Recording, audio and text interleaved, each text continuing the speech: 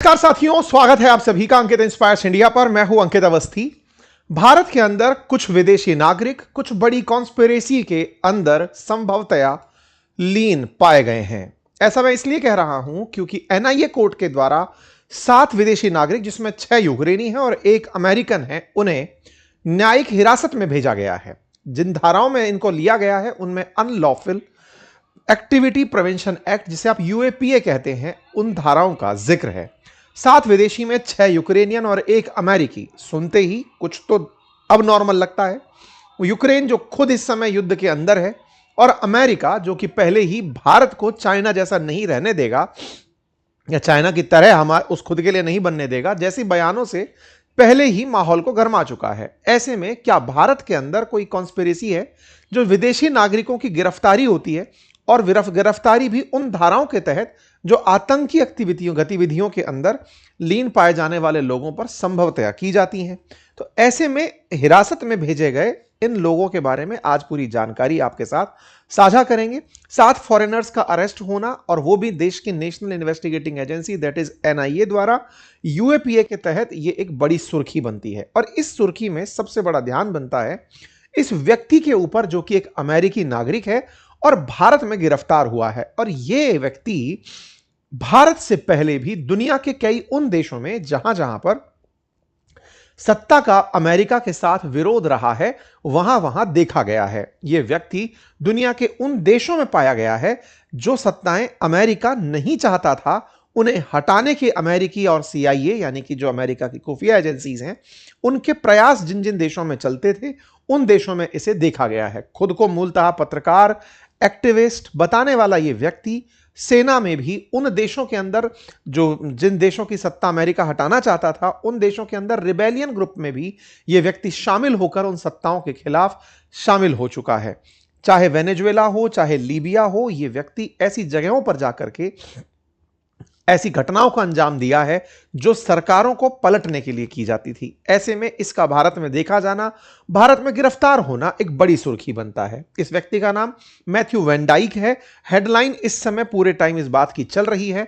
चर्चा इस तरह से भी है कि अमेरिकी नागरिक भारत में है और भारत में होकर के उन गतिविधियों में लीन पाया गया है जो देश विरोधी हैं। देश विरोधी गतिविधियों में यह व्यक्ति भारत के पूर्वोत्तर राज्यों में होते हुए म्यांमार पहुंचता है।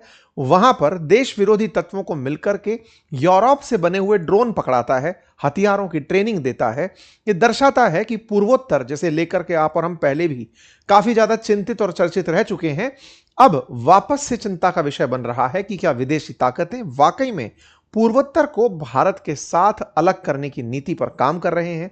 हालांकि इस विषय पर और गंभीरता से चिंता की आवश्यकता है। फिलहाल के लिए आपको इस मैप के माध्यम से कुछ बातें समझाते हैं। 7 नागरिकों की गिरफ्तारी जो हुई है वो दिल्ली, लखनऊ और कोलकाता एयरपोर्ट से हुई है।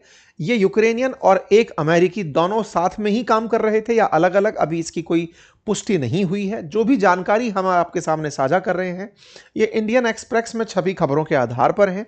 सोर्सेस के हवाले से उन्होंने लिया, हमने उनके हवाले से आप तक बातें पहुंचाई। साथियों, खबरों में चर्चा यह है कि भारत का जो ये सिलीगुड़ी कॉरिडोर है, जिसके माध्यम से पूर्वोत्तर भारत शेष भारत से कनेक्टेड है, इस पूर्वोत्तर भारत में ये व्यक्ति गुवाहाटी उतर करके, ये जितने भी लोग हैं ये गुवाहाटी, कोलकाता, दिल्ली ट्रांजिट के बीच में यहां से उतर करके मिजोरम जाते हैं और मिजोरम से म्यांमार एंट्री करते हैं। तो आसाम में गुवाहाटी, वहां से निकलकर मिजोरम और मिजोरम से म्यांमार। यहां पर कई भारत विरोधी, आपको मालूम है कि म्यांमार में जुंता सरकार है, मिलिट्री सरकार है, यहां पर लोकतंत्र नहीं है। और ऐसे में जो भारत के पूर्वोत्तर राज्यों से लगे हुए क्षेत्र हैं म्यांमार के, वहां पर म्यांमार की सरकार से छिप छिपा करके रहने वाले लोग भी रह रहे हैं जो सरकार के विरोध में रहना चाहते हैं, और भारत के अंदर भी जो गैर कानूनी गतिविधि करना चाहते हैं, ड्रग्स का डील करना चाहते हैं या भारत में अस्थिरता फैलाना चाहते हैं, कुछ लोकल इंसर्जेंट ग्रुप जो इस क्षेत्र के हैं वो भी म्यांमार में शरण पाए रहते हैं। ऐसे में यह काफी सेंसिटिव जगह रही है। काफी बार आप लोगों ने सुना भी है कि भारत ने घुसकर इन क्षेत्रों में सर्जिकल स्ट्राइक की है भारत विरोधी तत्वों के खिलाफ। ऐसे में यह व्यक्ति यहां पाया जाता है। देखने वाली बात यह है कि मिजोरम के उत्तर में मणिपुर बहुत ही संवेदनशील हो जाता है यदि यहां पर ऐसी गतिविधियां हैं। मणिपुर काफी समय से देश के अंदर और विदेश में भी चर्चा का विषय रहा, जब यहां पर मैतेई और कुकी के बीच का जो विद्रोह है वो देश का केंद्र बिंदु रहा हो, चर्चा का केंद्र बिंदु रहा हो। ऐसे में विदेशी ताकतों का यहां इंटरेस्ट लेना, और दूसरी बड़ी बात, मिजोरम कनेक्टेड है बांग्लादेश से भी। ऐसे में बांग्लादेश, जो कि पहले ही कई बार पूर्वोत्तर का द्वार खुद को बता चुका है, ग्रेटर बांग्लादेश के सपने देखता है और सिलीगुड़ी कॉरिडोर के लिए चाइना के साथ मिलकर एक थ्रेट पैदा करता है। ऐसे में यह जगह काफी ज्यादा चर्चा का विषय बन जाती है। और विशेष रूप से तब जब मोहम्मद यूनुस जब यहां पर थे अफगानिस्तान बांग्लादेश के अंदर, तो उन्होंने जिस तरह भारत विरोधी बयान दिए थे, जिस तरह की हरकतें की थी, उससे यह चिंता और बढ़ जाती है। साथियों, आगे बढ़ेंगे, लेकिन इससे पहले आपका 1 मिनट हम केवल चर्चा के लिए लेंगे, और वो ये है साथियों, आपको हमारा चैनल जिस तरह विजिबल होता है, वहां पर एक ऑप्शन दिखाई देता है सब्सक्राइब का। आपके मोबाइल पर, आपके टीवी पर, जहां भी आप हमें देख रहे हैं, उसे दबा दीजिए। इसको इसलिए हम कहना चाहते हैं क्योंकि आप में से 43% ऐसे हमारे रेगुलर लिसनर हैं जो हमें सुन तो रहे हैं, लेकिन वो हमें सब्सक्राइब नहीं करते। आप हमारे परिवार के सदस्य हैं, हम आपसे कोई भी शुल्क नहीं वसूलते, लेकिन आपका साथ जरूर चाहते हैं कि अगर आप हमें सुनते हैं तो कम से कम साथ आकर तो खड़े होइए, ये तो दिखाइए कि हाँ, हम आपके सुनने वाले रेगुलर हैं। भैया, बात ऐसी है कि आप इसे सब्सक्राइब करेंगे तो हमारी स्ट्रेंथ बढ़ती है, काम करने का मोटिवेशन बढ़ता है। डिटेल में खबर कुछ इस प्रकार से है कि 7 विदेशी नागरिकों में 6 यूक्रेनियन और 1 अमेरिकी नागरिक गिरफ्तार हुए हैं। उनके नाम, आप इनके नाम से खैर क्या ही मतलब रख लेंगे, ये यूक्रेनियन है, यूक्रेनियन जैसे नाम है, लेकिन इनमें से जो अमेरिकी नागरिक है ना, उसके ऊपर सबका नजर है, जिसका नाम मैथ्यू एरान वैन डाइक है। वैन डाइक को इस समय पूरी चर्चा का विषय माना गया। वैन डाइक के ऊपर विकिपीडिया पेज तक बना हुआ है। इन लोगों के ऊपर आतंकवादी साजिश धारा 18 और बीएनएस के धारा के तहत केस दर्ज किया गया है। ये इनकी एक चार्जशीट है जो पब्लिक हो रही है। चर्चा में ये कब आए, जब एनआईए कोर्ट ने गिरफ्तार, इनको एनआईए ने पिछले हफ्ते ही गिरफ्तार कर लिया था। अभय दिल्ली के अंदर जो एनआईए कोर्ट है, वहां इनको प्रोड्यूस किया गया, तो मीडिया को यह जानकारी लगी। तस्वीरें 16 मार्च को इस तरह से बाहर निकल कर आई, जब एनआईए कोर्ट पटियाला हाउस के अंदर इन्हें प्रोड्यूस किया गया, तब ये लोग दिखाई दिए। तब जाकर के ये हेडलाइन बाहर निकल कर आई कि इस तरह से 7 विदेशी नागरिक भारत में कॉन्स्पिरेसी के जुर्म के अंदर गिरफ्तार किए गए हैं। सबसे जो बड़ी गिरफ्तारी का कारण है वो ये है कि हमारे इन पूर्वोत्तर राज्यों में कोई भी विदेशी नागरिक बिना परमिशन के एंट्री नहीं कर सकता। पूर्वोत्तर राज्यों के अंदर एंट्री के प्रावधान हैं, क्योंकि पूर्वोत्तर राज्यों में प्रोटेक्टेड एरिया परमिट चलता है, रेस्ट्रिक्टेड एरिया परमिट चलता है, परमिशन लेकर एंट्री करनी होती है।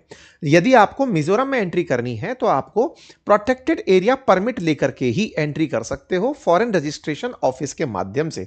ऐसे ही सिक्किम में अगर आपको जाना है तो रजिस्ट्रेक्टेड एरिया परमिट और प्रोटेक्टेड एरिया परमिट लेकर जाना होता है। कई जगह बहुत से जो विदेशी नागरिक हैं उनकी एंट्री प्रतिबंधित है। पाकिस्तान, चाइना, अफगानिस्तान, बांग्लादेश, इनको कंप्लीट बैन है।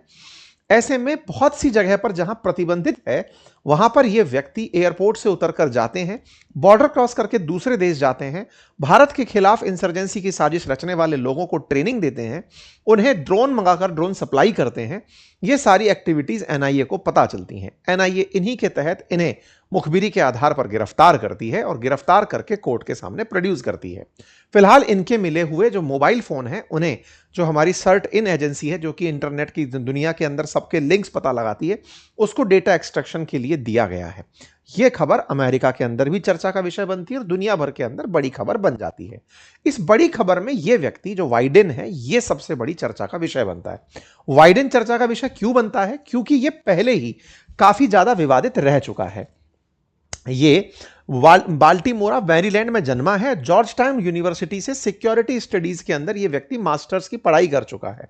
इसका अधिकांश जीवन दुनिया भर के अंदर अलग अलग जगहों पर युद्ध के अंदर ही जाकर बिताया गया है। इसने 2011 में लीबिया के अंदर जो गद्दाफी के खिलाफ जंग हो रही थी, उसमें भी पार्टिसिपेट किया था। इसे युद्ध के दौरान पकड़ा गया था।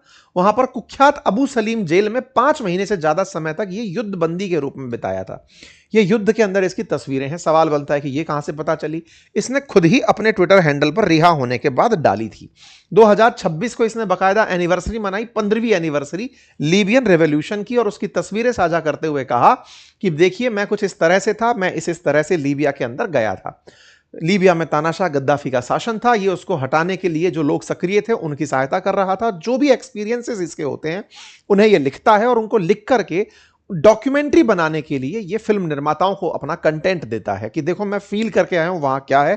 तो एक तरह का ऑन ग्राउंड रिपोर्टर खुद को बताता है। असल मायने में ये खुद की किताबों में लिखे अनुभव को फिल्मों में फिल्माता है और उन्हीं फिल्मों को फिर बेस्ट सेलर अवार्ड भी मिलते हैं, ऐसी भी जानकारी निकल कर आती है।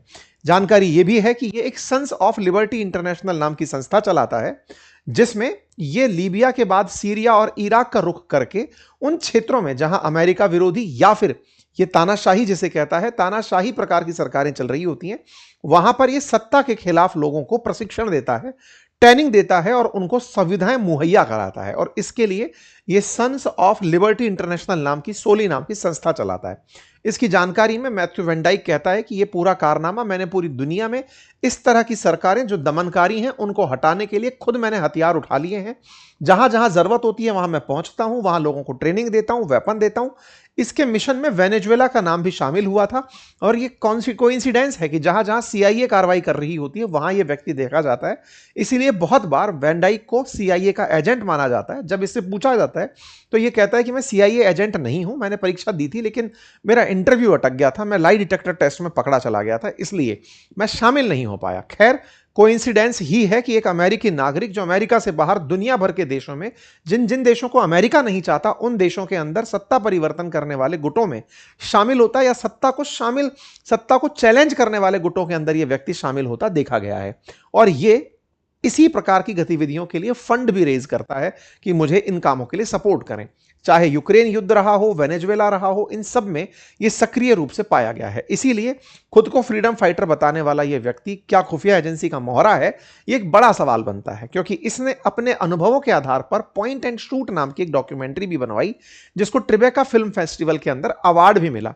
कई आलोचकों का मानना है कि यह पत्रकारिता दिखा करके युद्ध भड़काने का काम करता है और सीआईए के माध्यम से उन कामों को एग्जीक्यूट करता है।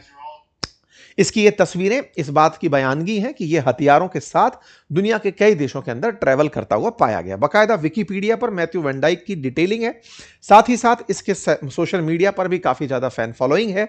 अगर आप इन सब बातों को रिलेट कर रहे हैं तो रशिया का एक वैगनर ग्रुप है, उससे शायद आप इसे रिलेट कर पाए, जो कि भाड़े के सैनिक उपलब्ध कराता है, जो कि दुनिया में कहीं भी लड़ना हो वो भाड़े के सैनिक उपलब्ध कराता है। कुछ वैसा ही इसने अपना संगठन बना लिया है। हमारे लिए ये चिंता का विषय इसलिए है क्योंकि बांग्लादेश के अंदर जिस तरह से मोहम्मद यूनुस रहे और उन्होंने भारत विरोधी जो हरकतें करी, उन हरकतों से और उसी बीच में अमेरिका का यह बयान आना कि मैं भारत को चाइना जैसा कंसेशन नहीं देना चाहता, यह समझाता है कि कहीं अमेरिका की वाकई में सीआईए पूर्वोत्तर भारत में भारत सरकार के खिलाफ कुछ खराब तो प्लान नहीं कर रही है, कुछ ऐसा तो प्लान नहीं कर रही है जो भारत के लिए चिंता का विषय हो। यह चर्चा अब अंतर्राष्ट्रीय स्तर पर हो रही है। कुछ का तो यह भी कहना शुरू हो गया है कि भारत को वैन डाइक को तभी छोड़ना चाहिए जब निखिल गुप्ता को अमेरिका छोड़े, क्योंकि अमेरिका अपने नागरिक के लिए भारत सरकार पर दबाव बनाएगा।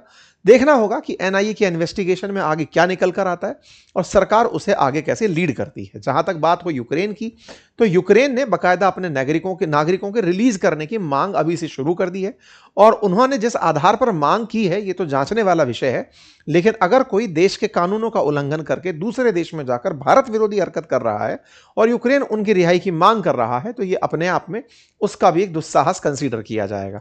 इंटरनेशनली भारत सरकार इस विषय को कैसे लेकर चलती है ये देखने का विषय होगा। फिलहाल के लिए आप लोग इस विषय पर क्या सोचते हैं जरूर बताएं। आज की ज्यादा जानकारी जो अभी अपन सेशन करने वाले थे उससे पहले निकलकर भारत के अंदर अमेरिकी राजदूत सरगई गौर की हाल ही में डोभाल साहब से मुलाकात हुई है। इस मीटिंग के मायने निकाले जा रहे हैं। हो सकता है कि डोभाल साहब यहां पर निखिल गुप्ता की रिहाई में वैन डाइक की रिहाई का एक्सचेंज मांगे। जो भी है, जो भी होगा वो आपके सामने होगा। फिलहाल के लिए इतना ही।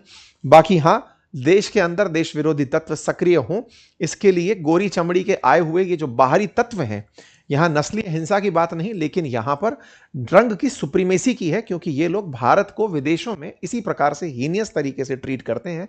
अगर ये देश को तोड़ने के बारे में सपने देखते हैं तो ये समझने की आवश्यकता है कि हमें कितना सतर्क रहना होगा। किसी के भड़कामे में आने से बचना होगा। देश विरोधी ताकतें आप ही के बीच में रहकर आपको देश के खिलाफ भड़काकर देश के विघटन में आपका इस्तेमाल ना कर लें, इसलिए सचेत रहिए और पूरी तरह से देश की सुरक्षा में अग्रसर रहिए। बाकी फिलहाल के लिए आपके लिए रिक्वेस्ट यही है कि आप चैनल पर जाएं, उसे सब्सक्राइब करें, उन लोगों का साथ बने, साथ दें जो ऑलरेडी हमें सब्सक्राइब किए हुए हैं और हमें निरंतर हमारा काम करने का साहस देते हैं। बहुत बहुत धन्यवाद।